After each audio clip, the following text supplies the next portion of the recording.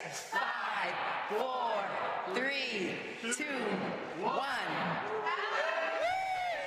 মধ্যরাতের পরপরই পরিত্যক্ত বিউ আর্টস সাবওয়ে স্টেশনে এক ব্যক্তিগত আয়োজনে নিউ ইয়র্ক সিটির মেয়র হিসেবে শপথ গ্রহণ করলেন Zohran Mamdani.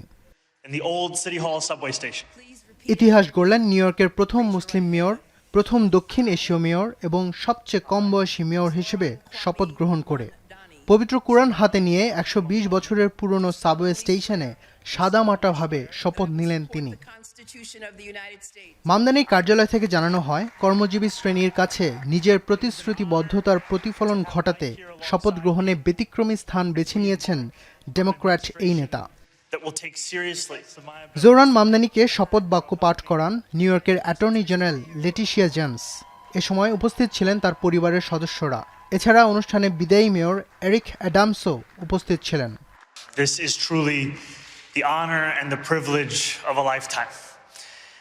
And after just having taken my oath to become the mayor of the city of New York, I do so also here in the old City Hall subway station, a testament to the importance of public transit, to the vitality, the health, and the legacy of our city. মধ্যরাতের পরপর ছোট পরিসরে এই শপথ গ্রহণ অনুষ্ঠান হলেও দিনব্যাপী আরও বড় আয়োজনের মধ্য দিয়ে জনসম্মুখে তিনি আবার শপথ গ্রহণ করবেন। দৃশ্যত 1 বছর আগেও মার্কিন রাজনীতিতে অচেনা মুখ মামদানি গেল নভেম্বরের নির্বাচনে প্রেসিডেন্ট ডোনাল্ড ট্রাম্প সমর্থিত প্রার্থীকে হারিয়ে মেয়র নির্বাচিত হন।